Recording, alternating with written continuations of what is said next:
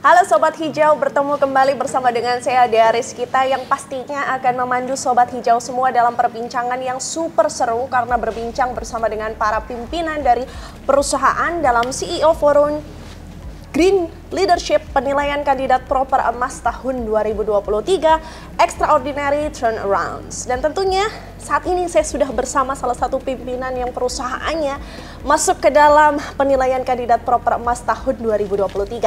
Izinkan saya menyapa Ibu Kartika Setiabudi selaku Direktur PT Kalbe Pharma. Selamat sore Ibu. Selamat sore Mbak Dea. Bagaimana presentasinya Ibu? Puji Tuhan berjalan dengan baik. Saya kira sesi yang sangat menarik. Kami juga banyak belajar dari pertanyaan dan insight yang diberikan oleh para penilai.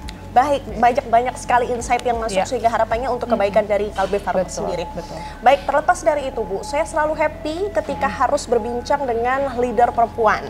Entah kenapa punya vibes atau semangat yang menular untuk saya pribadi. Nah, berkaitan dengan isu perempuan Bu, apakah Kalbe dalam hal ini mampu menjawab keresahan publik terkait dengan peran perempuan yang nampaknya timpang di masyarakat?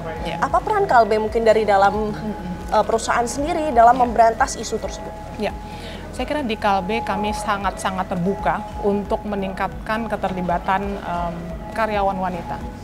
Saat ini secara organisasi mungkin perbandingan gender kami sekitar 30% karyawan perempuan, dan di level eksekutif sekarang adalah 35%. Baik. Dan kami punya target untuk terus meningkatkan.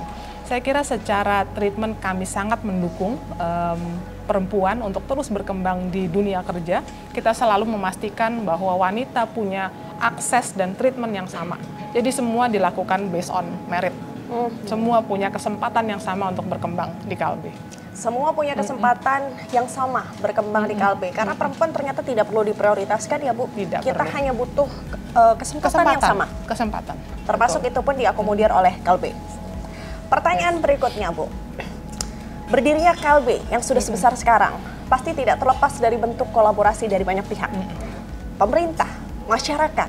Yang mau saya tanyakan, bagaimana kebijakan yang Ibu buat dan perusahaan buat terkait dengan isu-isu di masyarakat tentang mungkin tentang kesenjangan ekonomi, terus juga tentang pangan, apa yang Kalbe sumbangsihkan pada masyarakat sekitar? Iya, saya kira Kalbe sebagai perusahaan yang bergerak di sektor kesehatan punya posisi yang sangat baik untuk bisa berkontribusi untuk mengadres isu-isu ini. Kalau kita bicara ketimpangan ya, tentunya Kalbe ini sangat relevan untuk bicara ketimpangan dari sisi kesehatan. Bagaimana Kalbe bisa membantu memperbaiki akses to healthcare, akses terhadap pelayanan kesehatan untuk masyarakat Indonesia. Bagaimana caranya? Tentunya pertama, kita sangat aktif untuk mendukung program BPJS. Kita sangat aktif untuk hadir dengan obat-obatan generik yang tentunya secara harga sangat terjangkau. Ya, jadi harapannya semakin banyak masyarakat Indonesia yang bisa memperoleh akses terhadap obat-obatan berkualitas. Lalu dari sisi local content requirement, ini adalah sesuatu yang terus digalakkan oleh pemerintah untuk meningkatkan resiliensi atau kemandirian sektor farmasi dan sektor alat kesehatan Indonesia. Tentunya kalau bisa diproduksi lokal, harganya kan akan menjadi lebih terjangkau kan ya. Jadi ini yang kita lakukan dari sisi lokal konten, baik itu untuk obat, kita sudah tentunya fasilitas produksi tersedia semua, R&D-nya kita lakukan secara lokal ya dengan investment yang cukup besar juga. Jadi kami akan terus konsisten untuk meningkatkan lokal konten tadi. Dari sisi medical device kita juga mulai melakukan yang selama ini mungkin lebih banyak kita lakukan marketing dan distribusi, kita mulai membangun fasilitas untuk produksi lokal. Kita mulai dengan benang bedah, dan kita sekarang juga punya beberapa proyek untuk mulai membangun kemampuan melakukan produksi untuk beberapa alat kesehatan.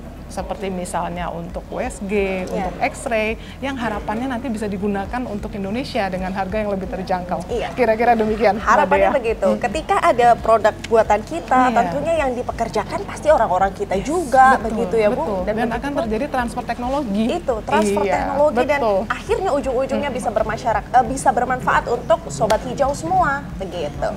Terakhir, satu-satunya perempuan hari ini Bu yang saya wawancarai. Iya.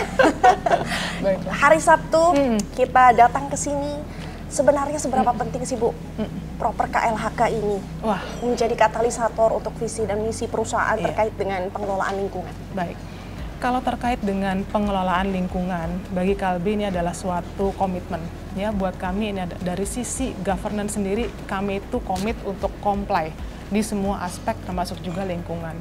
Tentunya proper ini menjadi suatu arahan, suatu aspirasi. Bagaimana kita tahu bahwa ini standar yang harus kita capai dan bagaimana kita berusaha untuk terus meningkatkan. Dari mungkin tadinya hijau, kita terus berusaha untuk bisa naik kelas ya, proper emas. Dari sisi lingkungan tentunya menjadi suatu golden standard untuk Indonesia, dan kita juga belajar tadi ternyata tidak hanya lingkungan tapi juga ada aspek-aspek keberlanjutan yang lain yang saya kira sangat-sangat positif untuk terus digalakkan di kalangan perusahaan Indonesia. Baik, terima kasih Ibu atas waktunya. Semoga apa yang dilakukan oleh Kalbe semakin dirasakan manfaatnya untuk masyarakat dan juga sukses selalu untuk Ibu. Terima kasih Mbak Dea. Thank you.